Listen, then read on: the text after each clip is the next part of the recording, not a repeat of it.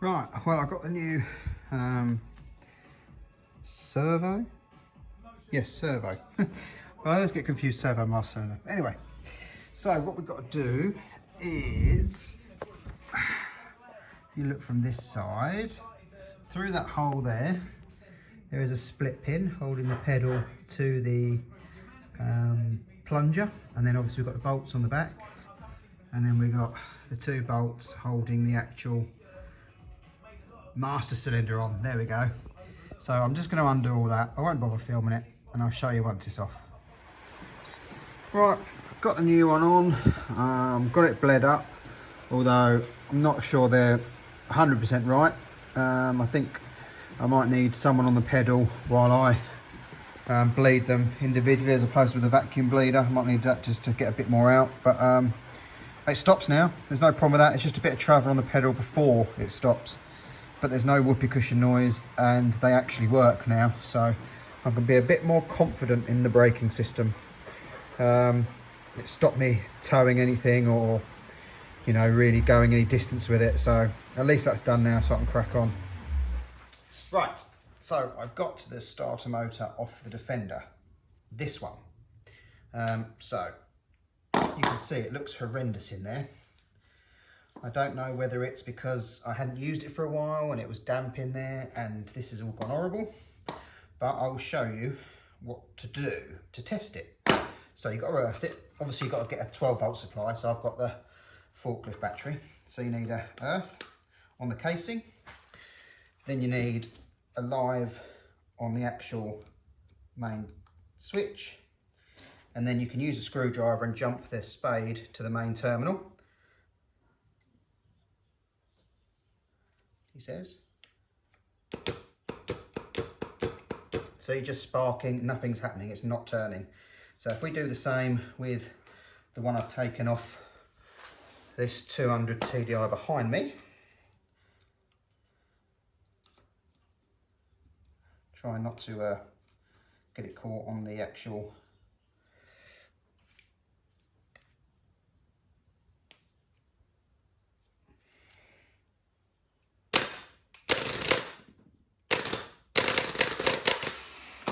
There you go, so you can hear it turning. I'll see if I can rotate that without causing any shorts anywhere. Right, so hopefully you'll be able to see that.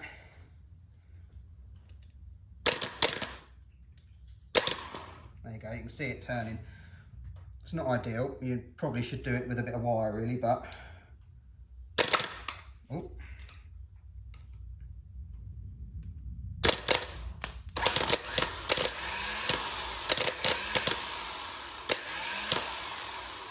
There we go, so we know that one's all right. So I'm going to put this one back on the Defender. And then I don't know, because I say this one's all gummed up and rusty. I mean, it does turn, it just obviously won't move on that shaft. So I don't know if it's because, as I say, I've been through water, parked it up and then not used it for a while and it's just corroded. I reckon if I give that a clean, we might be able to get that working again. So I'll stick this one on for now because I know it works, and then I'll come back and have a go at this one. I mean, this one's a Bosch one, so with any luck, it'd be a better quality one anyway. So I'll stick this back on. That means we can actually use the Defender. Right, let's see if it will start now. I've changed everything.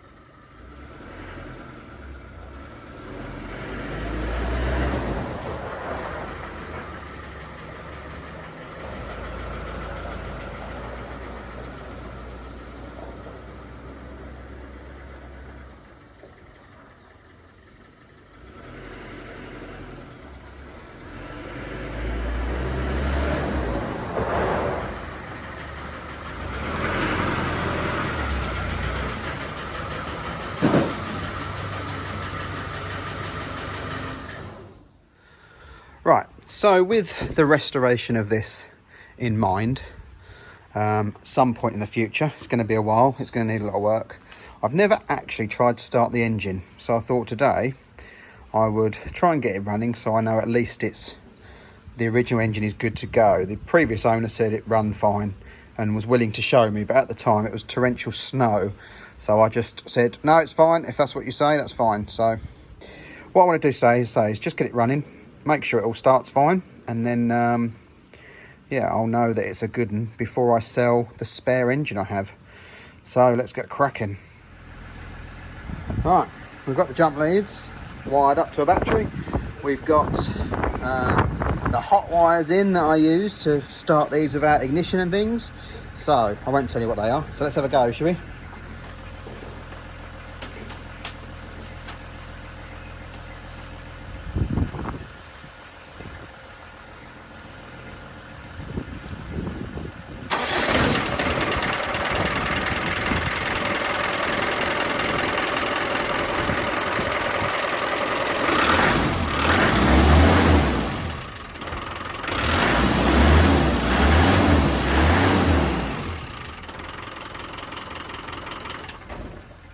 Beautiful, genuine first start, as you can tell by all the crap that come out the fan.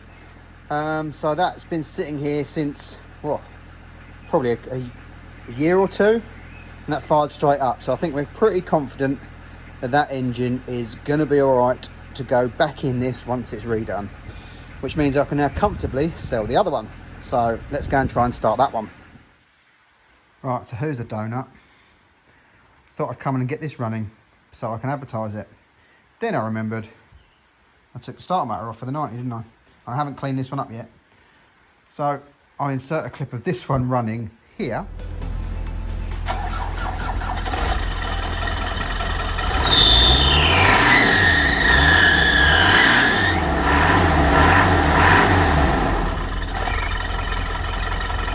Well, there's videos of it running, so I'm sure that'll be fine for eBay.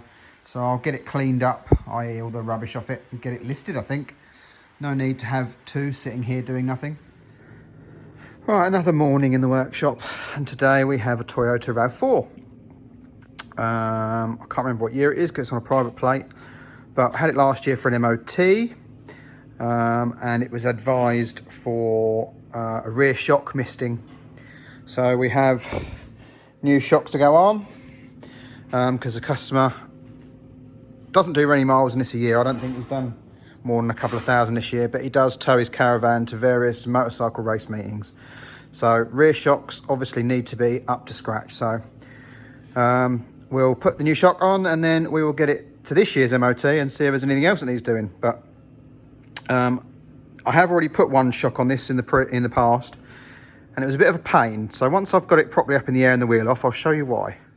Okay, so in their ultimate wisdom, the reason they're a pain in the backside, pads don't look that great either.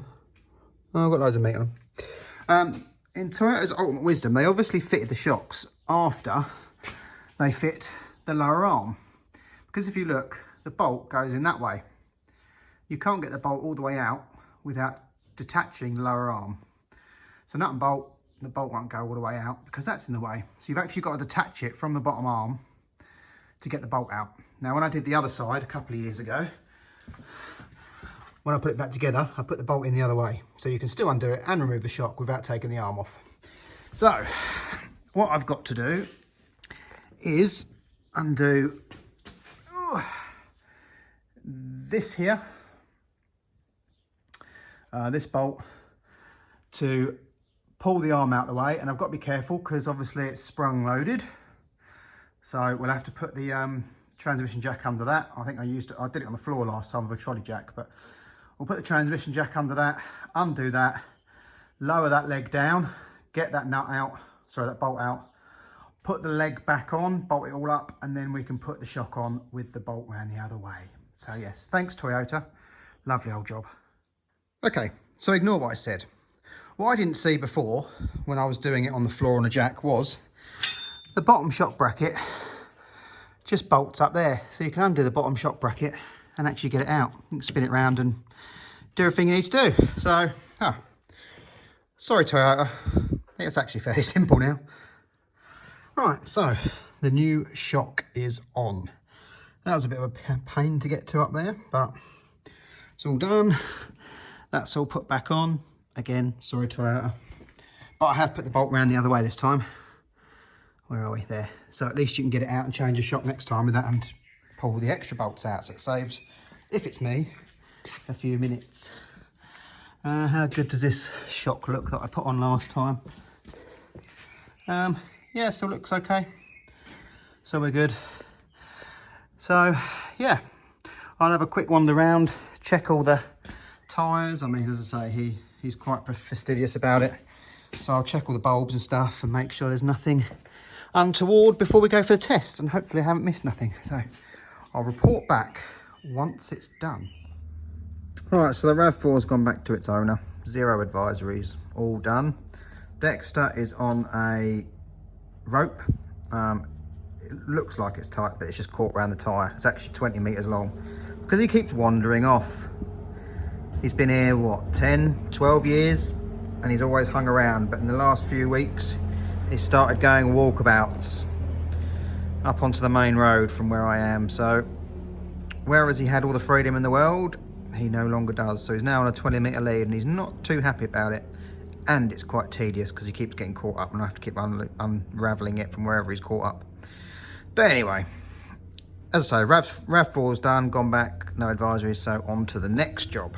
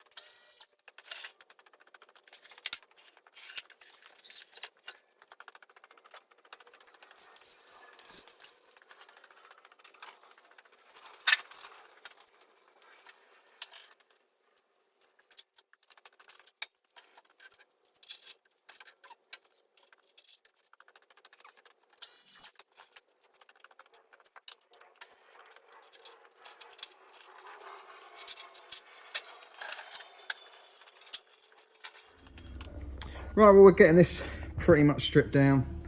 I don't think I'm going to go much further yet. I need to get the steering box off and take that bumper off and cut the welded on dumb irons off. And then it can go off to be blasted and galvanised once it's all stripped down and the money is in the pot. And then we can keep this for a project. Yeah. To be fair, it looks quite good. The only thing I've seen so far, I think that's all right, but obviously when the cross member comes off, we'll see what's lurking behind. But the only issue I found rot-wise, excuse the tractor outside, is the tank strap mount. You can see it's come off and there's a hole behind it. So we will probably have to have that welded up and the mount put back on. But other than that, obviously it's hard to tell until it's properly blasted, but the rest of it all seems pretty good.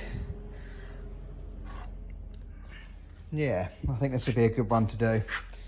So yeah, I will probably leave this for now and move on to something else. I don't think I'm going to strip too much more off because that means I've then got to store it elsewhere. So I just wanted to get the axles off so I could start cleaning them up, rebuilding them, painting them, etc., ready for when the chassis comes back from Gale. So